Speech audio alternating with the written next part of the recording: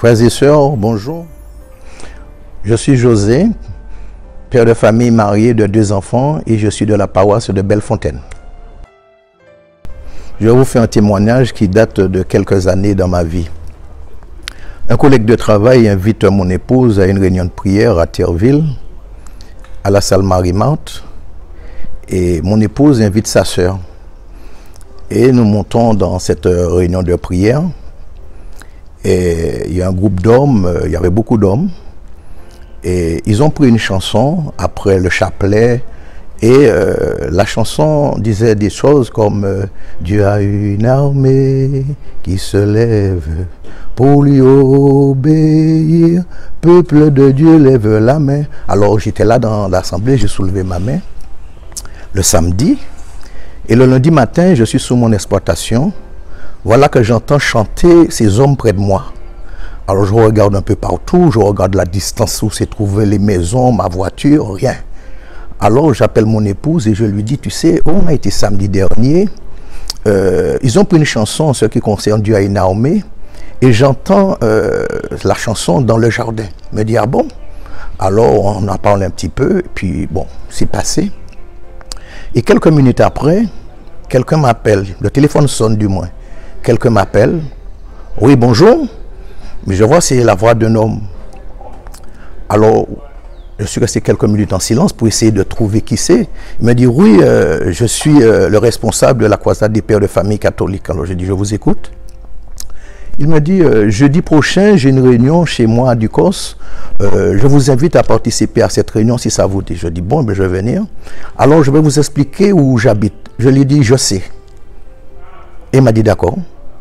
Après, quand il a accroché, je me suis dit, mais attends, qui lui a donné mon numéro de téléphone et pourquoi il ne m'a pas dit comment je sais? Alors j'ai médité sur ça, je dis, bon, on verra si c'est ce que j'ai cru, que la maison, etc. Et nous sommes allés, je me suis présenté, les hommes se sont présentés, on a fait la louange, on a pris cette chanson, et ça a touché les frères qui étaient là. Et à un moment donné, j'ai commencé à les expliquer comment j'ai ressenti la présence du Seigneur au moment où j'ai entendu la chanson.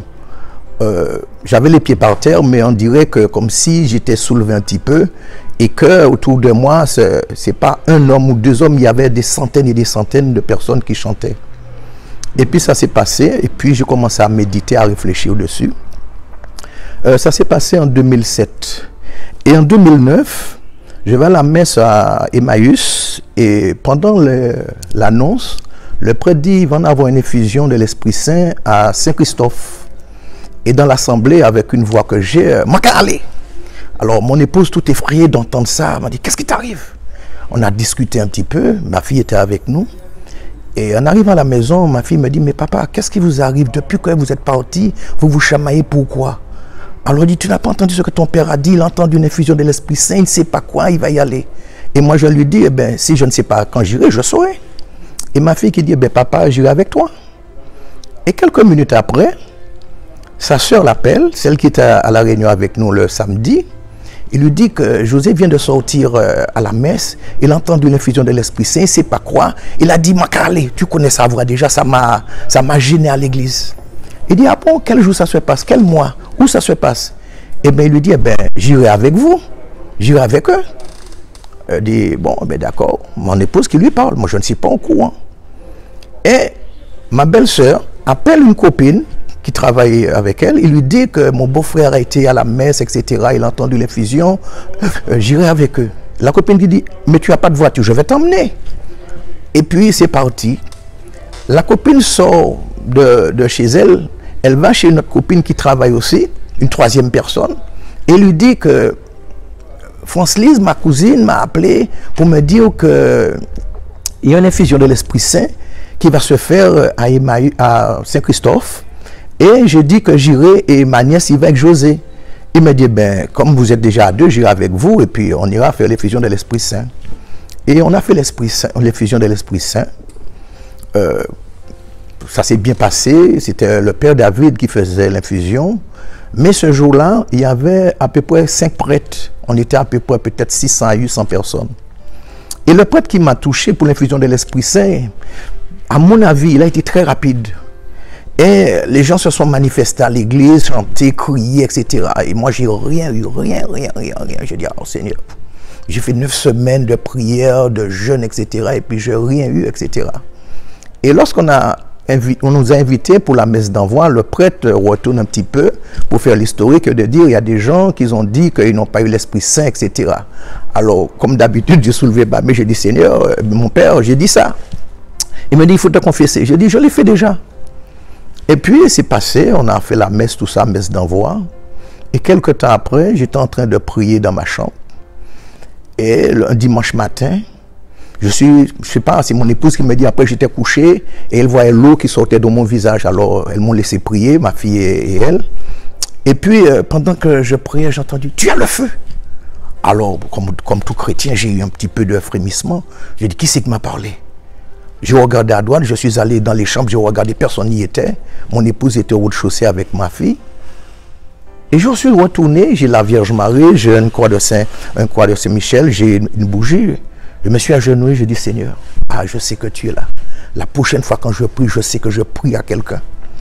Et le même jour, je redescends, je vais dans le garage, et j'ai une voiture qui est à plat. Je touche la voiture, et la voiture est partie. Alors je vous dis, mais qu'est-ce que c'est, Seigneur? Et qu'est-ce que je dis? J'ai dit quelque chose que je ne sais pas. Mais dans mon cœur, la prononciation du mot, c'était qu'est-ce qui m'arrive, Seigneur? Et voilà que la voiture est partie. Et c'est ce jour-là j'ai commencé à parler en langue. Et lorsque nous sommes retournés, quelques temps après, c'était le deuxième samedi du mois, nous retournions à Terreville, je suis allé avec les frères. Et comme je viens d'arriver, ils faisaient l'accueil, je les ai demandé si je peux faire l'accueil avec eux. Ils ont laissé l'accueil comme si c'était sous ma responsabilité. Les deux qui en faisaient, ils sont partis. Et je suis resté à l'accueil. Et les gens venaient assez nombreux avec des enfants. Et un jour, une dame est venue me voir. Elle me dit, monsieur, j'ai besoin de vous voir, de vous parler. Alors je dis, il y a le berger, il faut le voir, je vais vous le présenter. Il m'a dit, d'accord. Et lorsqu'on a commencé l'enseignement, la dame est retournée à l'extérieur, me dit, monsieur, j'ai besoin de vous parler. Je lui dis, ah oui, mais l'enseignement vient de commencer, etc. Le Seigneur m'a dit, écoute. Alors je dis, dame, c'est pourquoi? Dame me dit, voilà, j'ai une fille, elle est très belle, elle est très jolie. Vous voyez, je suis indienne, elle est belle, mais à chaque fois qu'elle a un garçon qui vient dans sa vie, elle ne reste pas longtemps, cette personne ne reste pas longtemps, etc. Elle m'a commencé à raconter. Je dis, c'est une seule enfant que vous avez? Il m'a dit, non, c'est-à-dire un seul que j'ai, oui, un seul que j'ai. Mais j'étais enceinte et puis le monsieur, il était un petit peu méchant. J'ai fait avortement, je l'ai laissé. Après, je lui ai dit, après que vous êtes fait connaissance de quelqu'un, oui, lui c'est un maçon, mais il était trop magouillant. J'ai eu un bébé, je voulais en avoir un bébé avec lui, j'étais enceinte, mais j'ai fait l'avortement. J'ai dit, ah bon? Il dit, vous avez déjà fait 2, je ne vais pas vous demander si vous avez fait d'autres, mais il y a quelque chose qui arrive, c'est que, au fait, le Seigneur t'a invité ici, ce n'est pas pour ta fille, c'est pour toi. Parce que ce qui s'est passé, c'est que toi, tu es l'arbre qui a porté la fleur. Les hibiscus viennent se butiner là-dedans, mais après, ils n'ont plus besoin de cette fleur parce qu'il n'y a rien à butiner. Au fait, cet enfant est né ce qu'on appelle un tombeau. C'est-à-dire à l'intérieur de toi, de toi un tombeau. Et tout ce qui sort de toi après cette fille est mort. Et c'est cette difficulté que tu as. Parle-moi un petit peu de ta vie chrétienne. Ma vie chrétienne, c'est quoi pour toi? Je dis, c'est toi à me dire. Tu vas à la messe, tu te confesses, etc. Ah non, je ne vais pas à la messe. Le jour de l'an, je peux y aller, etc. Je dis à ma soeur, là, ta difficulté, c'est qu'il faut aller voir un prêtre. Par contre, il est 16h30, je peux vous emmener au bénédictin, je connais les prêtres qui sont là, et puis vous allez vous confesser. Non, non, non, non, non, non, non. J'ai dit, mais attendez, mais pourquoi vous m'avez dit ça? Vous ne voulez pas dire ça à un prêtre? Ah, je voulais vous dire ça, ce que je vous ai dit là, je n'ai jamais dit ça à quelqu'un. Alors j'ai dit, ben, je vous remercie déjà de l'avoir dit. Le Seigneur vous a permis de vider, parce que pour moi, ce que le Seigneur me montre, c'est une cocotte qui est fermée sans soupape. Et voilà, vous êtes concentré de tous les malheurs qui arrivent à votre fille, mais c'est vous le réservoir de tout ça. Et heureusement, aujourd'hui, vous avez pu dire quelque chose, ça vous libère, mais la guérison vient de la confession. Si vous vous confessez, le Seigneur va vous montrer le chemin, ce qu'il faut faire. Et après, je lui ai expliqué certaines choses. Mais mes soeurs et frères, pour vous dire, dans tout ce que je viens de vous dire, c'est que le Seigneur peut vous appeler où vous êtes. Moi, il m'a appelé par la chanson. Le Seigneur peut vous appeler par la louange. Le Seigneur peut vous appeler par la guérison, la confession qui vous emmène à la guérison. ce que le Seigneur veut faire, c'est que de vous prendre dans votre péché et de vous purifier.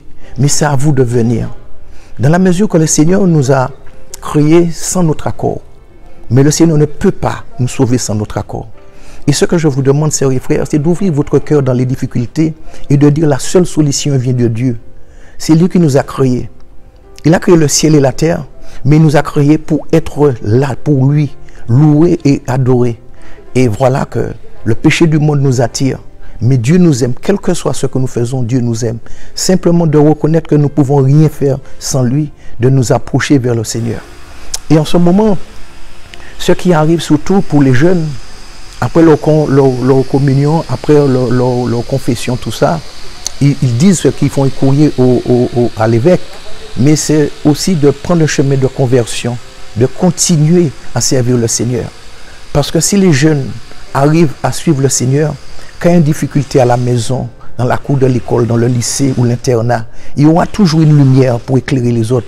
Je ne dis pas que tout le monde sera dans le ténèbre, mais simplement pour aider les jeunes à cheminer, que nous, adultes, que les jeunes s'approchent, que nous nous approchons d'eux, sans les juger, sans les braquer, simplement de leur dire, le Seigneur t'aime, mais il n'aime pas ce que tu fais. Alors c'est à toi de décider, de dire, Seigneur, je te donne ma vie. Donner sa vie au Seigneur, ce n'est pas mourir. Mourir, c'est spirituellement plutôt, mais c'est de progresser dans l'avenir de ce que tu dois faire.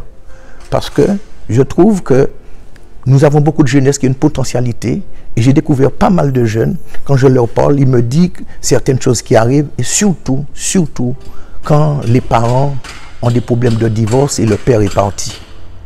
Et je peux vous dire, j'ai rencontré peut-être 2 ou 3 qui me disent, peut-être si mon père est à la maison, je ne serais pas comme je suis. Je lui dis, oui, c'est vrai, mais tu as un Père dans le ciel, appelle-le. Le Père Tout-Puissant, le Créateur de toutes choses.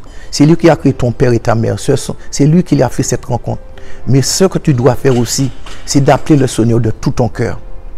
Et pour que tu sois dans cette grâce, prie, va te confesser et donne au Seigneur tout. N'oublie pas simplement Dieu t'aime. Approche-toi de lui et tu verras la gloire de Dieu. Et que toute gloire, tout pour le Seigneur qui a créé le ciel et la terre. Amen.